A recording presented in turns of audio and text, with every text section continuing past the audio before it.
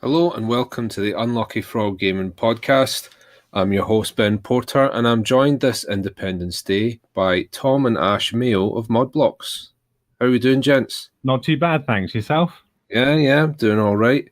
So we'll talk a little bit more about ModBlokz, which is a product you guys have got on Kickstarter at the moment.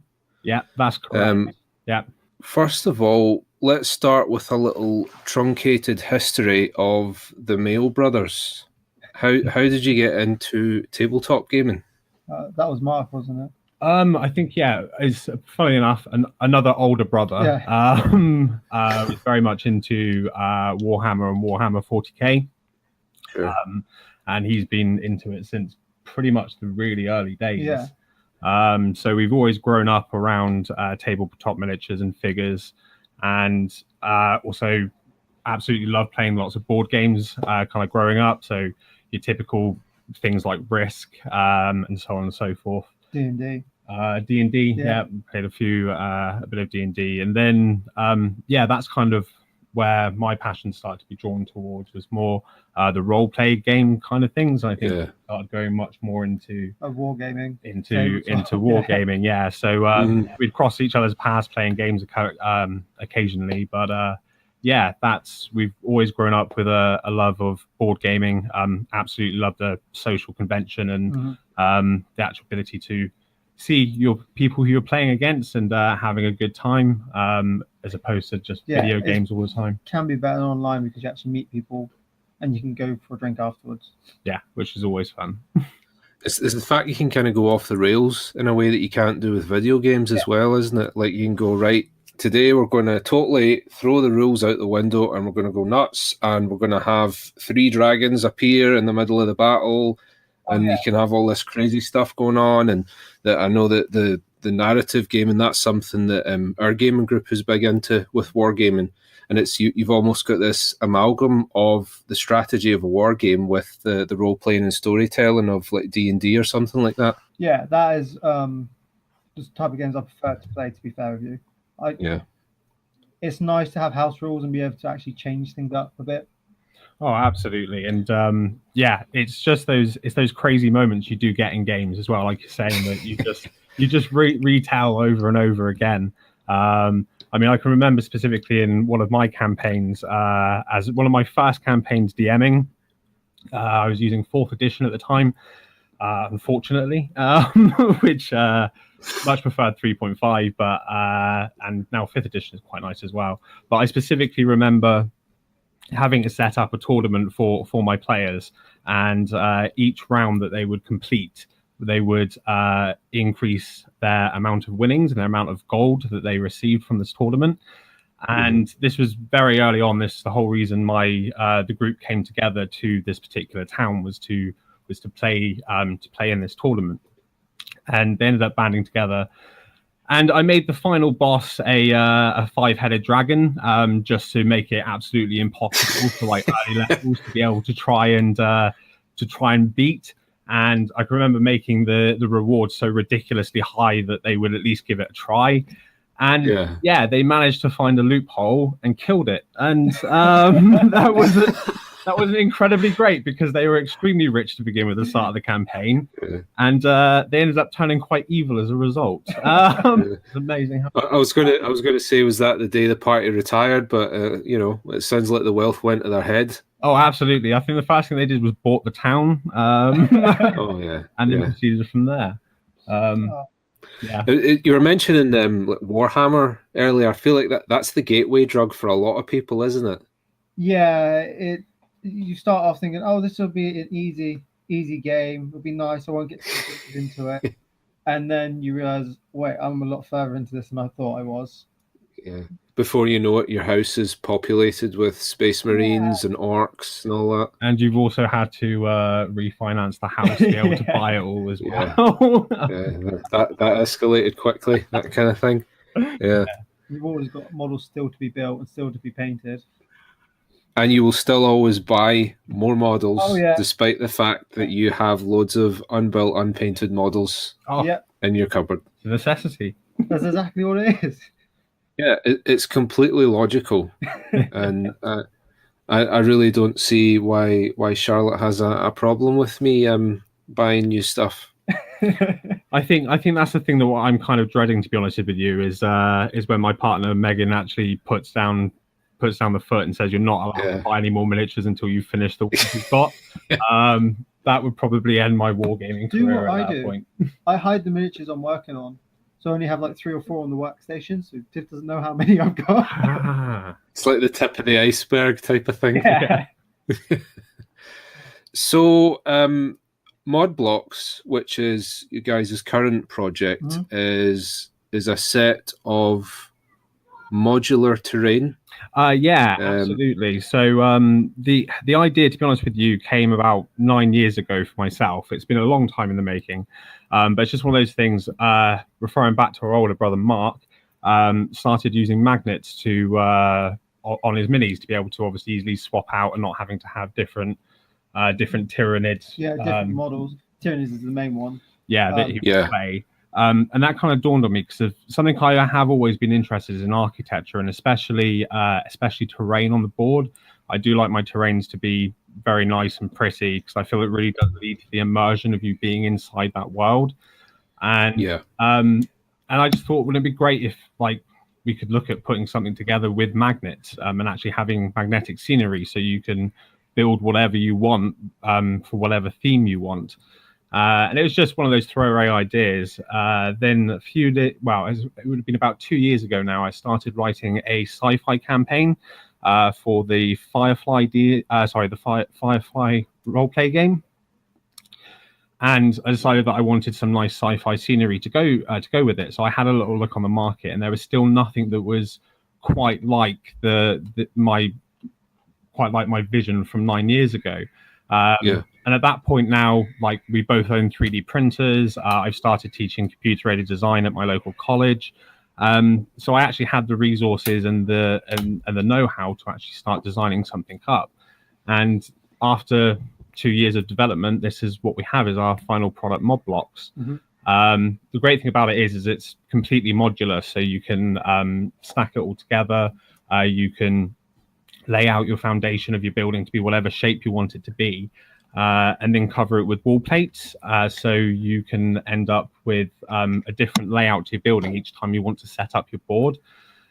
The key thing for me is working together is because I was looking for it more for the role play aspect of being able to lay out different rooms and being able to lay out corridors for D&D. And then at the same time, I was looking into Warhammer and being able to use it larger scale in the matches. And then with Kill Team and Necromunda that came out, still using the internal corridors, and then making boards that were all inside a facility. Because you get a lot of boards where you're fighting in a city, but you don't get where you actually play inside of a facility, which then obviously has its own restrictions to the game that could be more interesting to play through.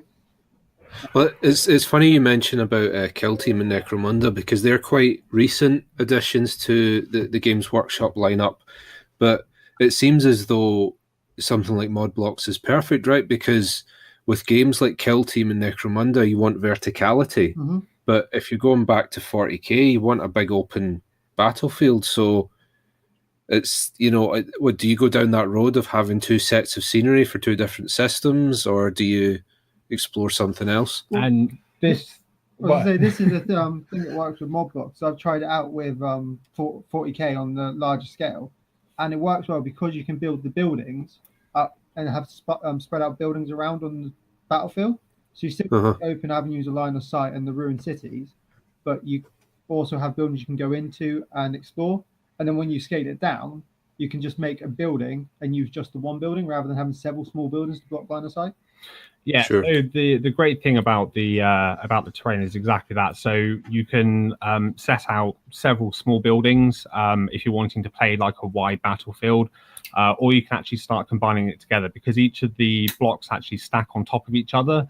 It's really easy to lift them up and access the interiors as well. So you do get that verticality play. And we've had maps which we've stacked up to about 5 or 6 different levels high.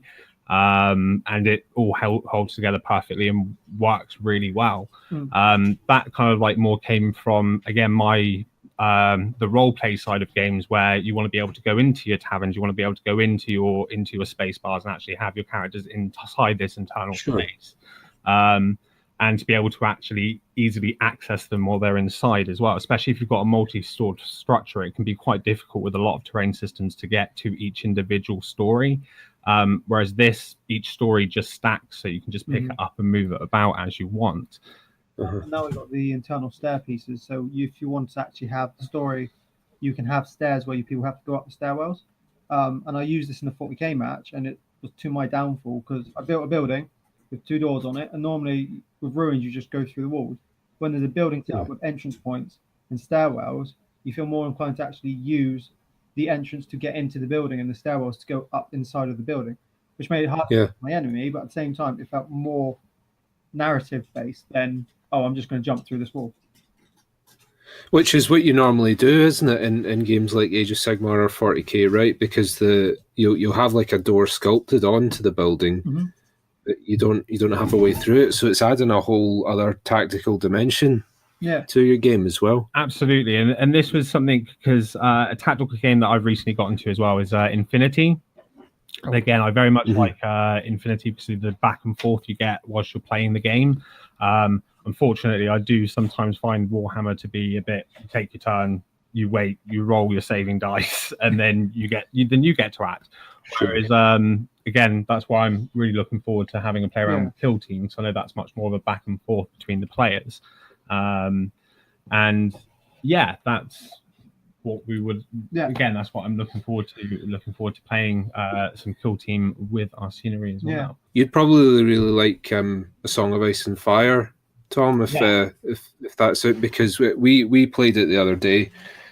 We had the Starks versus Lannister box set, and it feels like a historic battles system because you've got the ranked up units. But what's quite interesting is you activate a unit at a time.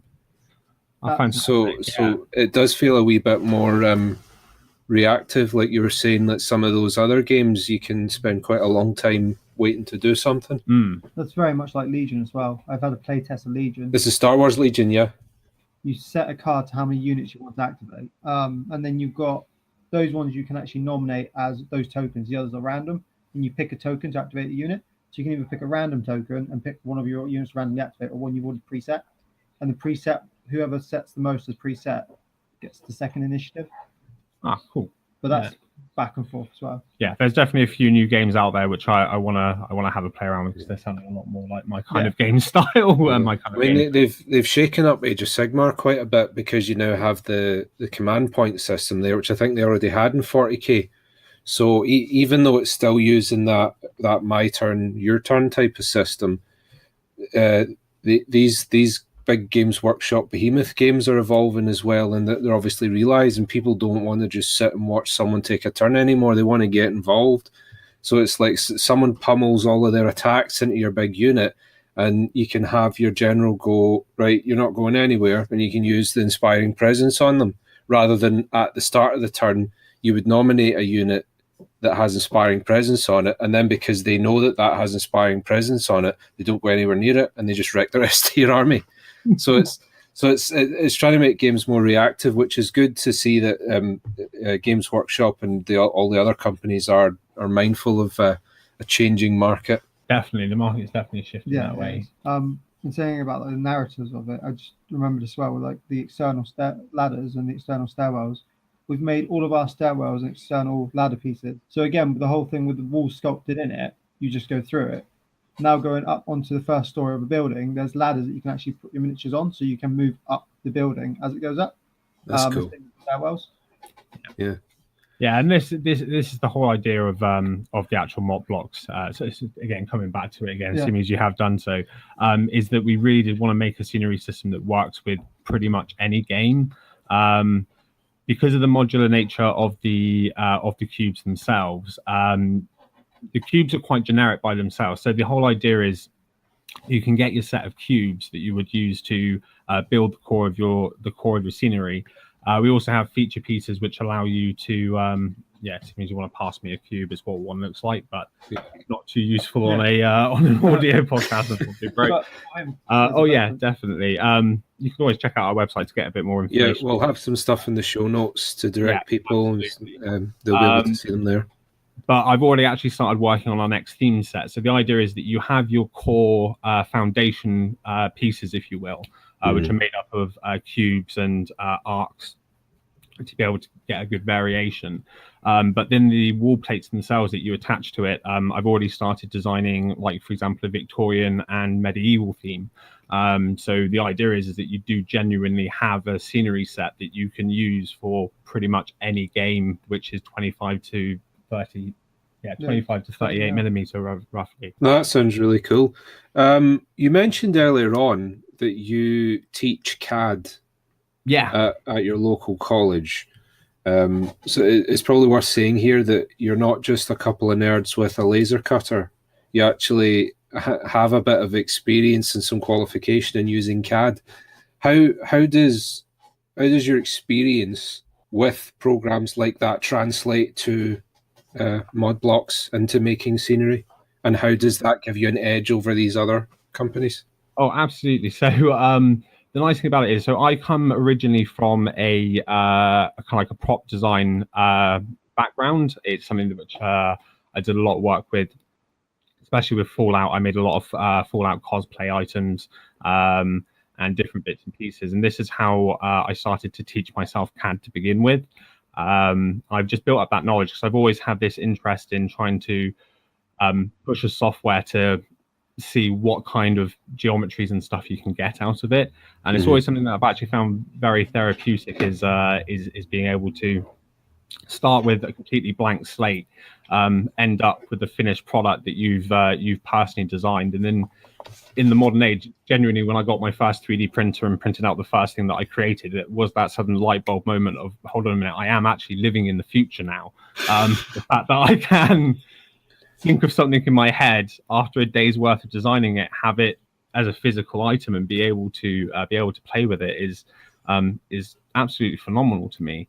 And it's that interest which just led me on to starting to work at the college, and that's where I started being able to use actually have access to higher end 3D design software, so things like SolidWorks, for example. And being able to use these types of software, we can run all types of simulation tests on our scenery to make sure magnets are strong enough to hold things in place. We can and I can go back and edit files really easily and kind of like tweak them.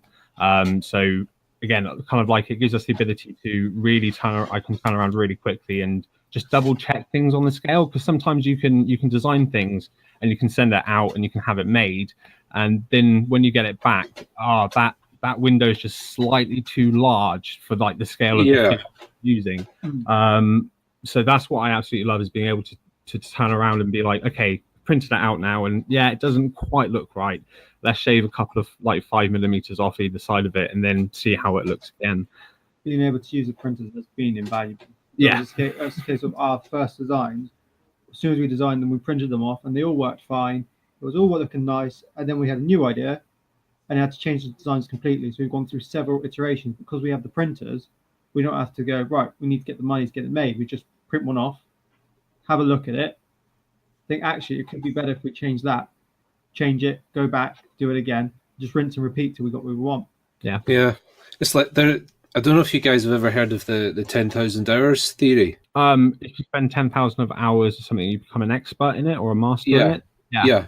Well, I can't remember the name of either of the guys, which is terrible, but someone else has expounded upon this theory and said that you don't actually spend 10,000 hours doing something, because you can spend 10,000 hours doing something the wrong way, and of course you're never going to become an expert at something. So what this next guy has said is that the reality is that to become an expert at something, you need to perform 10,000 experiments. Absolutely. And that kind of like goes with my other favorite phrase as well, which is practice doesn't make perfect, practice makes habit. Absolutely. And that's why, again, with our family, especially something, it must be in our gene, to be honest with you, because we tend to be very curious. We do like to pick things apart and look at like bits and pieces in the internal workings of machinery and things like that. I suppose it's kind of like our family comes a bit from an engineering background. Well, I mean, you won't let me know the Bevo. So we've got our new printer, because you'll tear that thing apart. We've got 2 types of 3D printers. We've just got a Bevo because it's got better quality, and we wanted to get a better finish on some of our pieces, so then we can actually test them better. Sure. But our first one was a little XYZ printer. However, I've taken mine apart completely to its core components, reassembled it. So whenever something goes wrong, I just fix it because I know how it comes apart and how it goes back together. He wouldn't let me know his one because he thinks I'll do the same thing, which is probably true. But from that, now I've got the experience on how to fix the printer. Yeah, brilliant. So after all that convoluted engineering talk, I'm going to ask a really dumbass question, okay? Go for it. What makes ModBlokz special above the glut of 3D printed and MDF terrain that's out there at the moment? So the kind of like the main benefits that we have been able to achieve with this is that, first of all, it comes fully assembled. So unlike MDF packs, you don't have to spend hours putting it together. That's always been a bit of a bugbear of me. Part of me does enjoy that, which is why we'll be experimenting with other things in the future. But the idea of just being able to get a set out ready to go and play is a huge plus point for us. Another huge benefits as well is the fact that everything is going to be made out of cast resin. So we'll be using pressure casting to get some really nice solid pieces. And because they are cast in resin, you get to capture all the tiny, minute details. So some of my designs go down to kind of like the detail about the fine as a human hair kind of detailing. You've done a keyboard on one of the stretch goals. That was like a Dell keyboard, just using the keyboard in front of me on my laptop as reference for that's quite impressive. And it's again, you're able to capture that kind of detail, which you just can't do with either card or MDF. What I reckon that ModBlokz has over the other resin, because other people use resin for the scenery, is just how versatile it is. Because a lot of it you see, because obviously we've got the whole modular scenery, but we've seen a lot of modular scenery out there. But they're normally the solid building part, like building, you put the walls together to make multi-story complexes, but they're not each individual wall, and they're very much set to a theme per set. Whereas with ModBlokz, every piece fits with every other piece. Every part can be repositioned into a different position if needed be. As a case of change anything, anywhere, anytime. Yeah, I think a reoccurring phrase which happens quite a lot for us as well as actually is that it's like Lego for adults. Most people who actually do get their hands on a set and be able to play with it, their instant thing is they're hooked for at least 5-10 minutes just actually playing around with it, laying it out. And it's that extra kind of layer of play and depth to the scenery. It's not just a solid piece of scenery that is that's all it's going to be. Yeah, you can paint it to look a bit different, but it's going to be the same every time you want to use it. Compared with our system, you can actually invoke your imagination and be able to create the buildings and the table that you want to play. It's like the walls. We made like wall pieces that have supports out, so you can build balconies. But I've seen people put them down as tank traps, or the extension rooms. They just put them over as a bunker, and I didn't think about doing that before. And then people have just gone and done it. It's always great seeing how other people play with your stuff and work things out differently. It's like at the Balkan convention, we got a double roof piece. It's a feature piece. It's got all nice, pretty edges on it, and we've always used it on the top of the buildings. But this guy got 2 of the support pieces, stuck them across, and made it as a ladder between the 2. So you use the roof piece as a bridging piece, which again you can do. One of the things we've talked about a couple of times on the podcast is the fact that, as I'm sure you guys are aware, Games Workshop have totally changed their whole sales and business strategy over the past couple of years. And one of the things they've really been pushing hard is allowing players to use the same models across multiple systems. So it's like if you've got this, if you've got your High Elf Lore Master, you can use them in Age of Sigmar, you can use them in Skirmish, you can use them in Warhammer Quest, all of that sort of thing. And for me as an onlooker, that's the thing that I see with ModBlokz, is that I could use the same system in Fallout, Wasteland Warfare, Star Wars Legion, 40k, Necromunda, and it's all about convenience now, isn't it? Unfortunately, and that's the idea of it. That's exactly what we made it for. It's also less storage as well, because if you've got yeah, 4 cubes for a building set and you want 2 different themes, you just need 2 sets of theme plates. You don't need the buildings again, so then much room. yeah. So it's early days for ModBlokz, but what's the plan going forward? So obviously we're on Kickstarter at the moment. We are coming to the last couple of weeks of our campaign, and unfortunately we have got a bit of a push to get up to our goal. We have just started quite a lot of marketing to be able to push it out a little bit, and we would love any of your listeners to go check us out. That would be Absolutely. Fantastic. And yeah, if you do like it, just pledge a bit of support. And yeah, once we get up to there, our next stage is going to be actually investing in some really high-grade 3D printers. I've been able to have a play with some of these things at college, and the detail they get out of them is absolutely stunning. However, I'm not allowed to use college property to to my own nefarious ends, unfortunately. Yeah. So we'll be investing in one of these machines, which will allow us to actually capture all the detail that I want, and being a bit of a perfectionist, like I expect from my products as well. So that's a bit of an issue we are having. Now you mentioned it, is people have looked at the stuff we've got from the Bevo printer and like, well, what's wrong with this? Why don't you just cast from this? And we're like, well, we can, but some of the other stuff, the detail won't be on there, and we want the better grade of detail. Yeah. Then from there we'll be setting up and making up our sets to be sending out to our Kickstarter backers. And from that, hopefully to grow and expand upon it. So we kind of hit the ground running. Like I said, we've already got a few other designs in the pipeline. They're almost done, but again, they just need a little bit more work.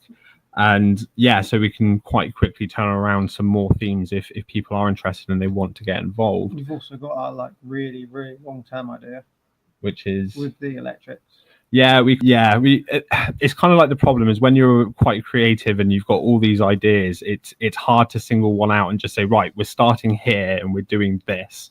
And this is kind of why we've launched our Kickstarter, and this is why I've kind of like put myself like this is it, this is what we're starting with. So I've actually got a box to work in. Sometimes it's nice to be able to work in a box. Sometimes it's hard to keep you in the box, especially if you're designing.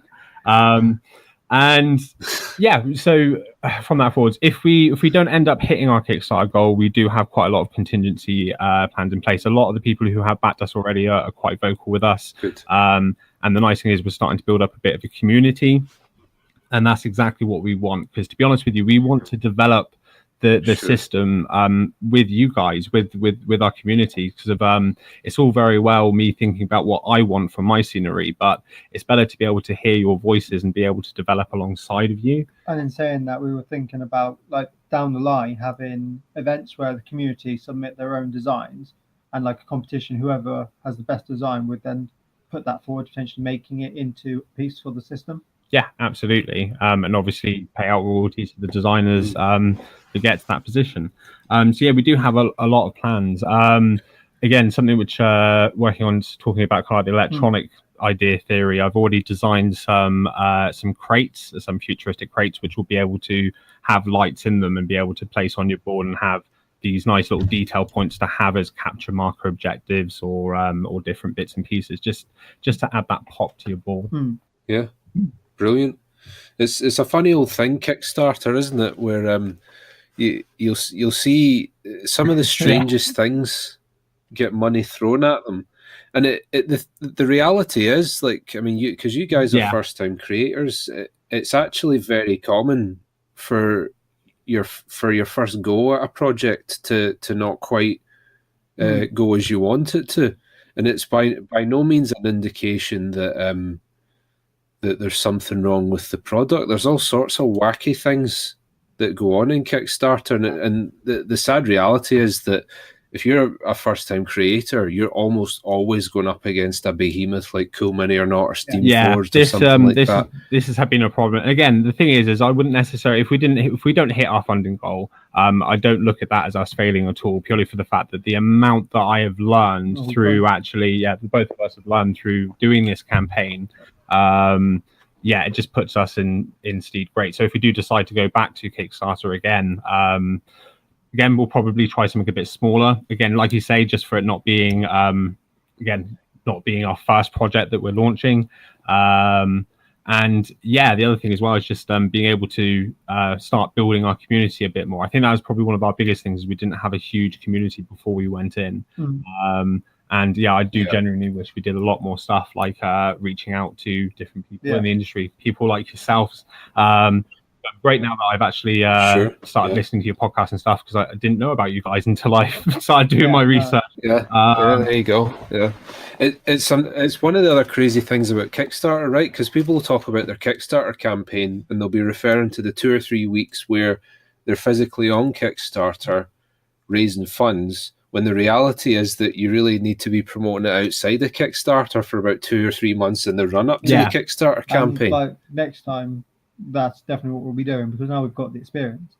At times, if we're a couple of months behind where we should be, it's not a case of that's how we thought. When we launched Kickstarter, we thought we were ready, but now looking at it, the advertisement feels like it was a little bit behind where we probably should have had it, but I wouldn't have known that before we did the Kickstarter. Yeah, definitely. It's different skill sets, isn't it? Designing and then promoting. That's why there's companies that take money off people and all they do is promote. No, it's true, isn't it? And I will say it's amazing how many of those companies approach you when you actually start a Kickstarter project. If you've not ever done that, you get about probably 50 different spam emails that go into your Kickstarter inbox of all these people saying, if you give us like $50, we'll be able to promote you everywhere. And it's very interesting to come across those things. People lining up to take your money. There we go. Such is life. Right, so that's just about all we've got time for. But for people that are interested in ModBlokz and what the Mayo brothers are up to, where do they need to go? So if you head on to Kickstarter, ideally, so kickstarter.com, if you do a search for ModBlokz, that's spelled ModBlokz.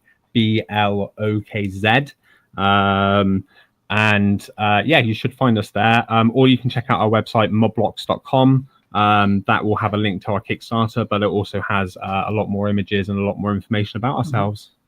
There you go. Yeah, and there's also our Facebook page. Yeah, absolutely. We'll be getting our Twitter started up soon. That's something which I wish I did a lot earlier as well. There you go. Yeah, the Twitter community is rabid. They'd be all over ModBlokz. Right. Tom, Ash, thank you very much for joining us. No, it's been a pleasure. Thank you for your time. Yep. And for all of those listening, wherever you are, thank you for joining us, and we'll see you next time. Hi everyone, it's Charlotte from the Unlucky Frog Gaming Podcast. Thank you so much for listening.